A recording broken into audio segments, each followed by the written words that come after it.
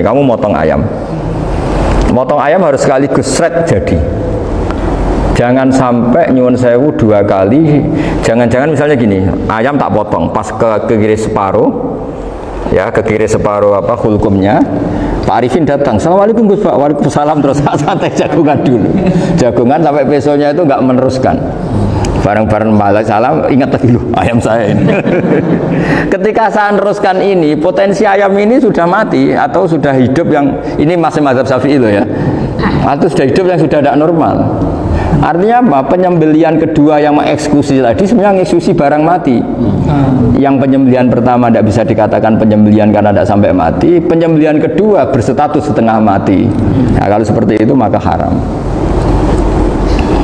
Nah, kecuali itu dilakukan secara fauron dicontohkan nyembelih ternyata pesunya kedul terus ngambil yang lain tapi fauron langsung atau terjatuh ngambil langsung.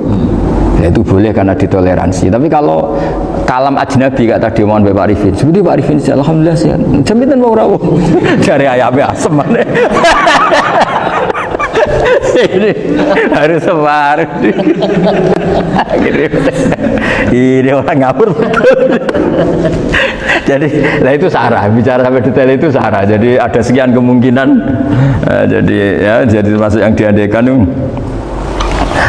apa? Nah, hayat mustaqirah itu batasnya yakunu maha ibsorun bi ikhtiarin wa nutkun bi ikhtiarin wa harakatun ikhtiyariyah. Hayat mustaqirah itu kalau dia betok-betok itu ya karena karepnya. Maksudnya gini, gamane cara roh pitik wedok engkek yo cek karepe dhewe. Cara dia melihat peso itu karepe ya masih lari. Jadi misalnya ada ayam. Ayam kita sembelih baru luka sedikit. Belum sampai andaikan dibiarin ya mungkin suatu saat sembuh luka terus melihat kamu lari ketakutan karena kamu dianggap gladiator killer lah. Nah itu berarti punya hayat mustaqirah. Tapi sudah kalau kamu sembelih kadek ngeriwit roh kue serawedi ya kan mau demo ya sudah nggak berkutik ya dia berarti tidak punya hayat mustaqirah gitu. Ya batasannya itu joro. Nah dalam mazhab Syafi'i syarat sahnya penyembelihan harus hewan itu punya hayat mustaqirah. Nah ini sarah ya, jadi sarah itu lebih jelimet. Nah makanya kenapa tidak boleh nyembelih pakai yang tumpul Mas Nafis? Takutnya ayamnya itu ngalami dohtoh, atau kok ditekek. Misalnya sama nyembelih pakai peso tumpul, ini kini ketekek, takut. Kan dia misalnya ayamnya jantungan, roh peso wis setruk kan, udah gitu ketekek. Nah itu mati dulu pasti itu. Siksa. Jadi pas diongok-ongok ini sudah mati. Jadi nanti kalau di akhirat, sepertinya saya sudah mati loh, ngawur. Wah apalagi nganggo keris naga sosro, wah itu sudah gereng sakti kan diginikin tok sudah mati kan. Makanya bahaya nyembelih pakai keris-keris sakti karena sebelum terpotong sudah mati saking saktinya apa keris itu misalnya gitu. Baru nempel. Makanya nanti suatu saat ada pertanyaan ini, boleh enggak nyembelih ayam orang yang rainya itu sangar? Wah itu haram, kena. Oh itu mesti mati dulu. Kumisen tatonan apa? Ya algojo. Iya kayak algojo. Ayamnya jenis apa? Stroke ya? Jenis penakut.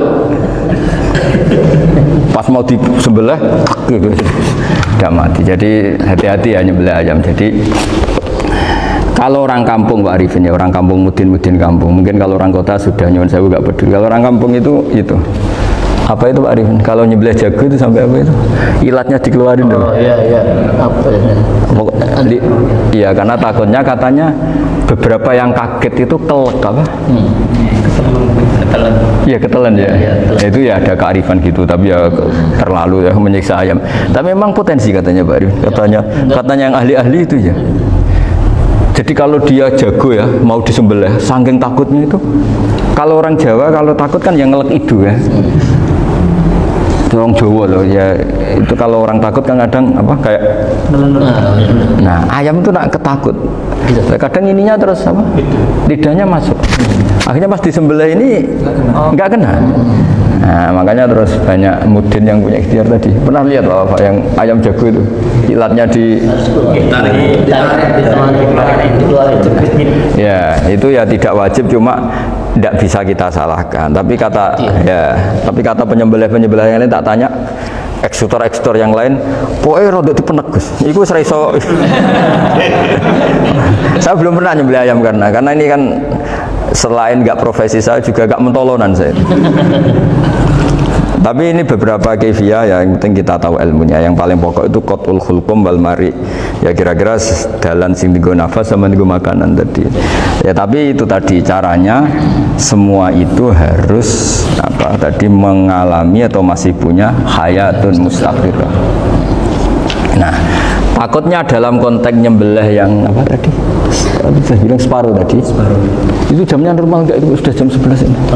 10. Oh, jam mati almarhum itu. Itu enggak halal disembelih itu sudah maitah ya. 13:10 14 kan. Iya ya. Saya makanya saya bingung lihat jam. Ya jadi itu Pak Wafa ya, pentingnya sarah itu seperti itu. Matan itu kan asal nyembelih saja, tapi di sarah diterangkan jangan hanya nyembelih, yang disembelih harus ada hayatun mustaqirah, karena dikatakan penyembelihan adalah menghilangkan nyawa dengan cara yang syariah. Nah, kalau nyawanya saja sudah hilang bukan nyembelih gitu. Nah, potensi itu ada ketika jago kamu sembelih pakai yang tumpul. Ini ada dokhtoh. Loh, hewan itu juga kayak manusia loh, karena punya hati. Ketika takut saja mati. Nah, takutnya ulama kan ini ngalami dokhtoh. Kayak orang ditekek kan mati kan, ditekek kaget.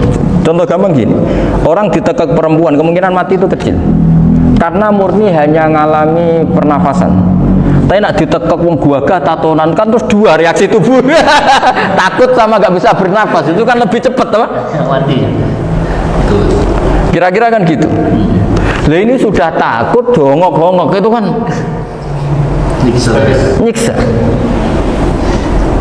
Saya sering ketemu orang yang ahli nyari ular, nyari apa. Itu ya gitu. Filosofinya sama seperti orang perang. Harus bikin takut. Iku kewan Gus nak disuwentak iku teleleken, jare teleleken iku apa Pak Anda bicara bahasa Batawi ini itu. Orang kaget terus terpaku itu. Teorinya Khalid bin Walid kan gitu. Kalau perang supaya musuh takut. Kamu tahu kami siapa? Penggertak gitu. Ayat ji'na biqaumin yuhibbunal mauta kama tuhibbunal hayat. Kita ini bawa pasukan yang mereka mencintai mati kayak kalian mencintai hidup. Pasukan kami ini wah darwis, berani modar ya wis gitu. Kira-kira gitu kalau bahasa Jawa itu. Berani mati. Akhirnya musuhnya kan nah, di antara syaratnya perang kan gitu, harus bikin musuh itu takut, gemeter. Nah telelekan itu gampang gitu loh. Telelekan itu pokoknya tadi loh Pak Arifin, kepaku tadi. Nah, agak berkutik. Paham ya? Nah, jangan-jangan ayam yang kita sembelih mau wis wedi dongok-dongok mati duluan gitu. Nah, makanya terus kata musannaf kalau bisa itu wa yakunu madzukira bidafatin wahidah. Kali itu usahakan sekali jadi. Tapi itu bukan berarti syarat sahnya harus sekali jadi. Kira-kira karena tadi gak kebayang kan kalau baru separuh tak Assalamualaikum Gus Pak. Waalaikumsalam Pak Arifin, sebuti kabarnya. Baru itu terus ingat diteruskan lagi. Kemungkinan ini sudah mati apa? Nah, makanya ya tapi lagi-lagi ini sarah ya, tak baca bismillahirrahmanirrahim wa yakunu qad umadukira daf'atan wahidatan la fi daf'ataini fa innahu yahrumul masbuh hina idin. Kalau dua kali, tapi dua kali maksudnya yang satu kali ini mengakibatkan kematian. Dikatakan penyembelihan belum sempurna, dikatakan hidup toh nanti pasti mati, berarti tidak mengalami hayatun mustaqirah. Paham ya? Jadi ini semoga dapat barokah dari para ulama. Jadi saya mohon nanti Pak Wafa, Pak Muntaha, teman-teman jangan hanya baca matan ya, pada level alim itu harus baca syarah, karena matan itu nyun sewu tidak cukup untuk menjawab sekian kemungkinan.